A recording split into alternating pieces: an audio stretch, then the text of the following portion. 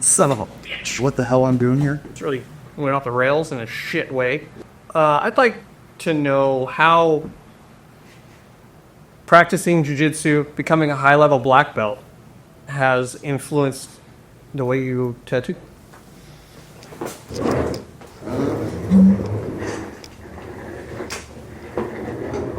They do this like that. Speed. So,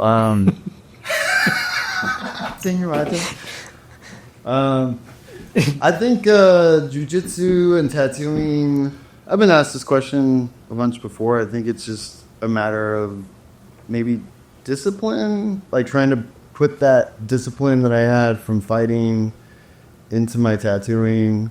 Like fighting and jiu-jitsu take a lot of consistency, and I see a lot of correlation between, like, you know, people like yourself, what you bring to the table when you tattoo. It's almost like you're preparing for a fight or like preparing for something. Like you train and you're ready for the event, which is the tattoo almost, you know, if you take it really seriously.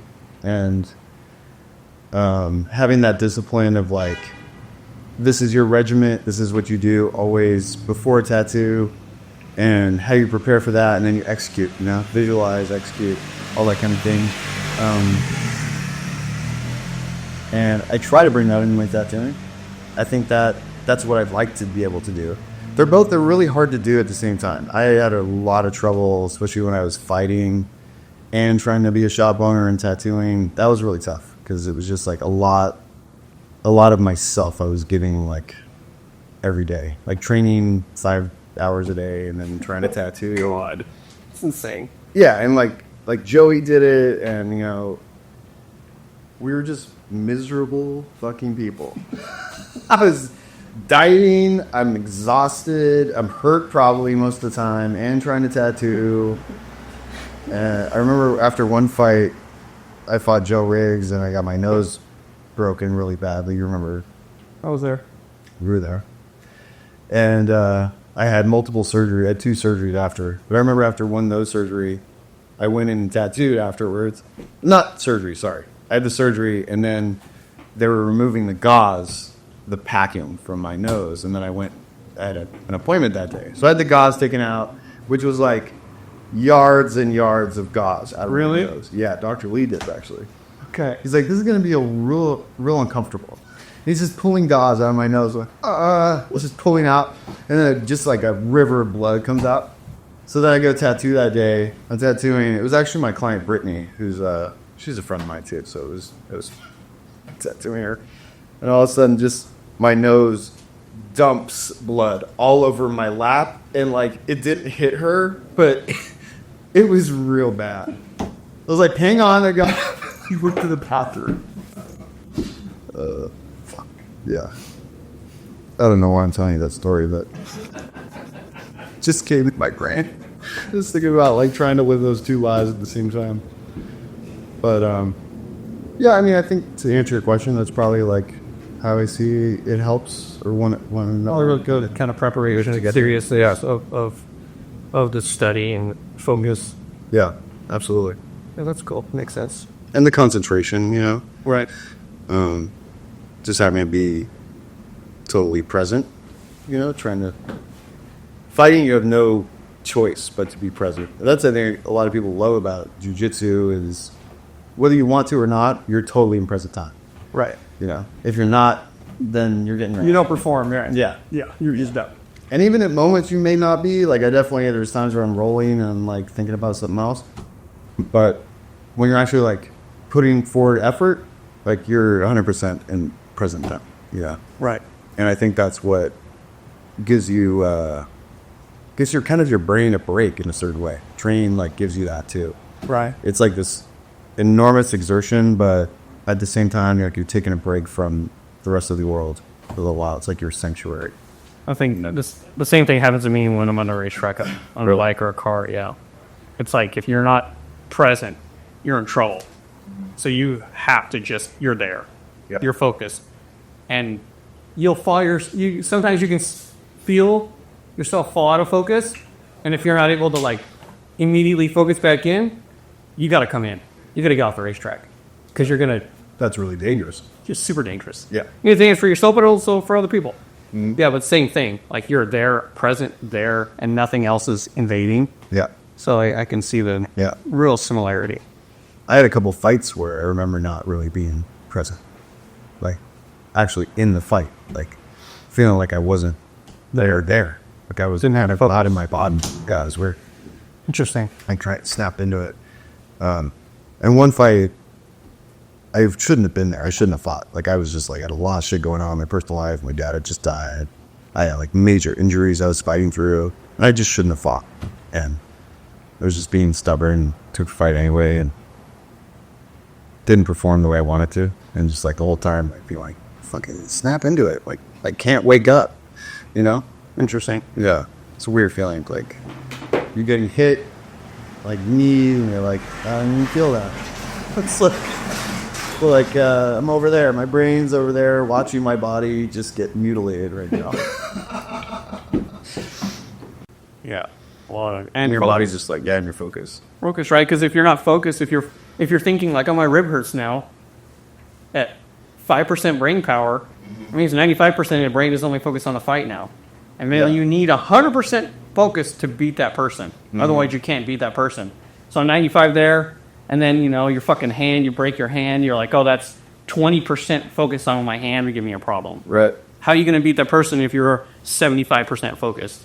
And there's exceptions to that, of course. Like, you get a major injury. Like, that's really hard. But Right. I'm not trying to downplay anybody. No, I get it, absolutely. but it's a big part of that, And that was something that I had a driving coach, and he taught me about that a lot. He was like, this is the way you got to focus. This is the way you got to look past problems that happen.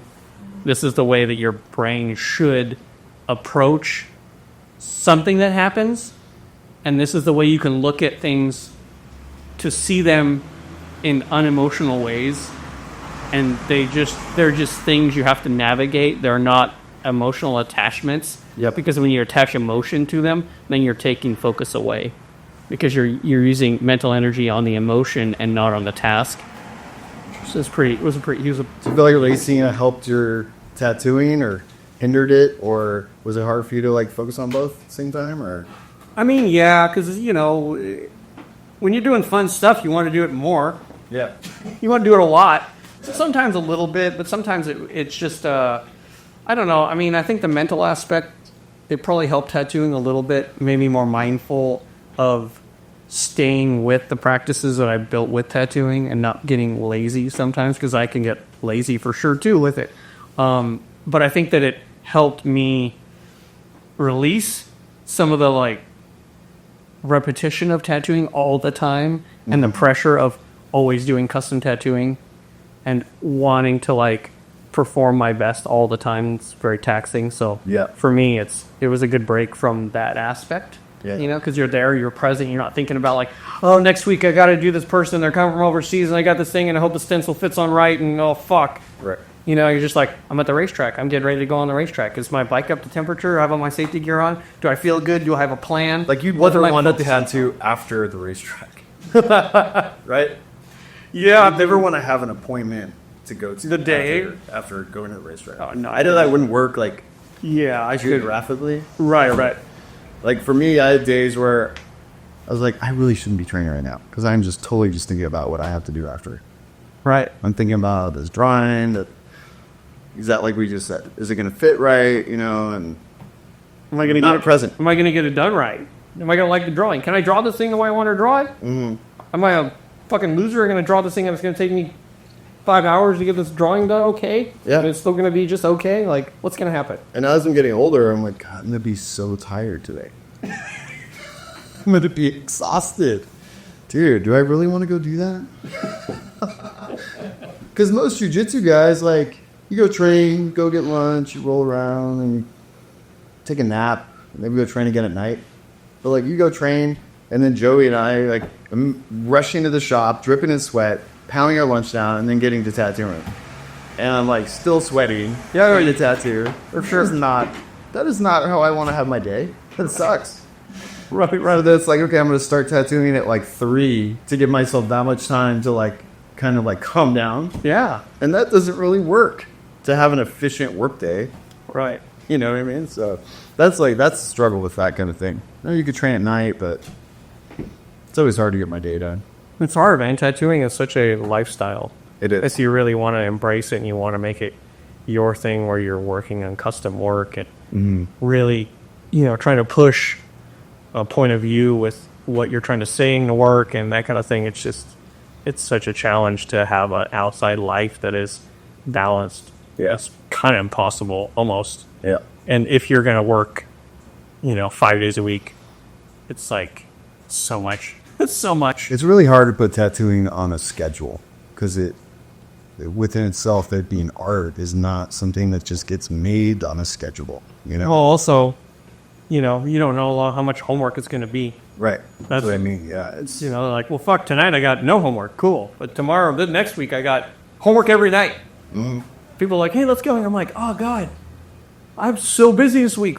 Fuck. It's so hard to make the time. And then I think my anxiety ramps up pretty easy when I have to think about that because I'm so attached to the idea of committing good energy to a drawing and to the preparation and conceptualization of a tattoo. right. But I feel like, I don't know, I want to be there or I want to devote the time to it or I'll be disappointed. And then that disappointment will eat at me quite a bit, knowing that I could have done so much better if I just would have given it a little more effort to schedule right my time. Yeah, absolutely. I mean, I'd love in a perfect world to be tattooing without the constraints of, the pressure of having to make a certain amount of money and tattoo X amount of people every day and fit all these people into your schedule. And I guess certain people just don't feel like that anxiety or how that pressure, that just affects me. They was able to negotiate it better than you or I, which is kind of its own power. Yeah. It's kind of pretty cool power to be able to do that because I can't do it.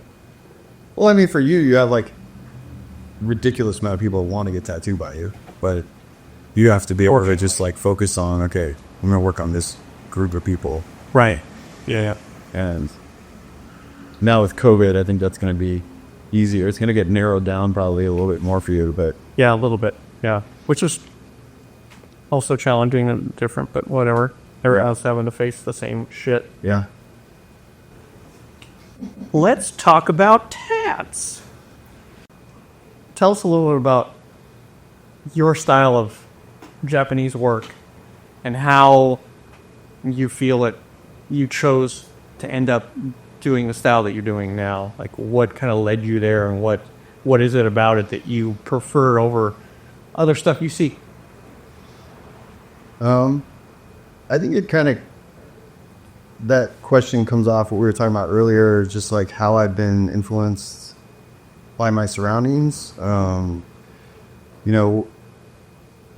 definitely influenced by you, working with you over the last couple of years now. I've seen my work. I'm taking more chances, I think, with my work than I was before.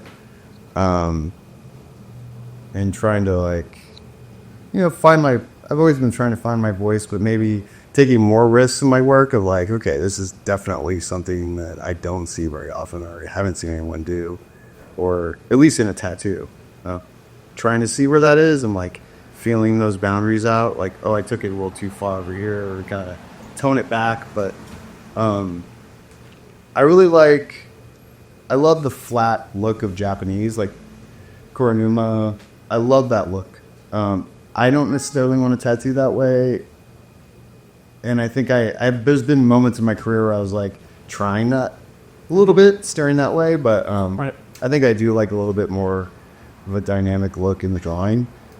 And I think the kind of Euro-Japanese stuff I love, like Mick and Philip and the dynamic dragon kind of body shapes. And I love that stuff. So like those two spectrums, like kind of somewhere in the middle, I think is where my work lands. And playing around with the backgrounds a lot. The cool thing about Japanese, obviously, there is endless reference, and the imagery is just like goes so deep. And being American, not totally understanding it, I think is what keeps me interested all the time too. Is like wanting to learn more about it, and the stories and understanding the imagery more, and some of it knowing like I'll never really understand it completely, you know. Right. And my Japanese friends are like, it's hard to explain that in English because it doesn't really translate well, you know? Like, that stuff is so cool to me. It's just like got such mystery about it. So I always try to educate my clients too. Like, okay, you want this, you want a warrior. But instead of let's just do some random warrior, let's like do this specific story, or let's learn together, like educate ourselves and find something cool that fits you, you know? So that's really exciting to me to do. A lot of my clients are really educated on Japanese mythology. Like they'll come to me with crazy research and stories. I'm like, I didn't know any of that. Just because I do Japanese tattoos doesn't mean I'm not Japanese. I was born in California. My name is Luke. Yeah. So I think as far as my style, though, to answer your question, yeah, it's just like somewhere between those like realms of like really dynamic stuff, influence like your influence, and then the more flat kind of traditional Japanese thing. And to talk more about probably my backgrounds. I mean, the background, Japanese tattoos, the background is really the fundament. It's the bones of the Japanese tattoo, right? So I think that's something I've always been working on and trying to make better. And my water's changing all the time. And you could definitely tell my tattoos from like a certain era by the water, probably more than anything. But yeah, Trevor McStay's had a huge influence on me. He's brought a lot of kind of showing me work that I'd never seen before, stuff that I didn't have access to, and helping me with kind of I think my general layouts, toning them down and understanding like direction, the way water's flowing on the body, understanding like on a rib panel, knowing the bars flow down and the actual where the figure waves get placed, and you know, all those kinds of elements to the tattoo that I think I understand better than I used to, and trying to do in certain times less, like covering a lot of space with not a lot of content. And I think with Japanese, I'm sure I don't know if you agree, but like the whole body is kind of like almost looked at as one canvas. So it's like, instead of I'm going to do an image here, an image here, an image here, it's like the whole thing, it all is connected. So it's okay if like there's not a lot going on here, because we're looking at the whole thing as one spectrum, or, you know, as one image almost. Do you feel like that? Like if you get someone, especially if they're giving you a large portion of their body, like bringing the arms and the back and almost together in a certain way, like you know what it's going to look like, or you know how the arms are going to incorporate into the back. Yeah, and I think too that idea, it works with the Japanese. My idea is anyway that I can become more conceptual with it, because you can have stuff that doesn't have to make full sense on the bicep. You don't have to have this thing that like, okay, that's a really cool looking tat on your bicep. It can just be like stuff. Right. You know, that can be part of the background and like a little sliver of a thing. Mm-hmm. But really, it's about the thing on the back. Right. Or whatever, you know, like a thing like that. And I think that's a really fun aspect of I don't know, the lending of the Japanese, you know, aesthetic of bodysuit background being the unifying theme, and the stuff on top sometimes can be almost secondary. Yeah. You know, in a lot of ways. I'm not trying to downplay the mythology or the symbolism, but I think sometimes it can be, it can just be just for the value of the look solely. And that kind of goes back to the fundamental drive for us to mark ourselves, I think. Right. Just having a mark. Yeah, I think as I get older, like my tastes has kind of become more refined, and like I just love big background and flowers, and I'm less about like all the crazy noise, and you know, and some of my clients are starting to see that too, of like okay, I don't need there to be something crazy interesting here and here and here.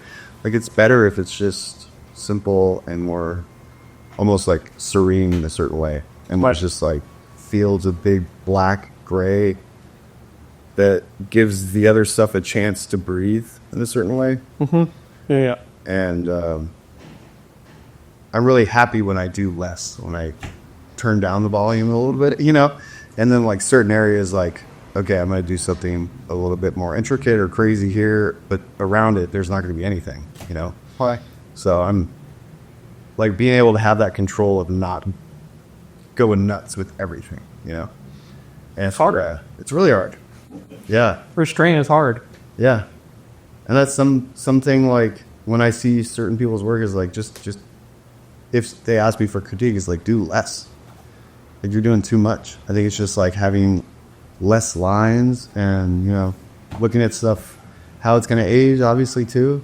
And I'm finding myself doing even less small lines, like giving it the space to be able to use like the same line for almost all of it.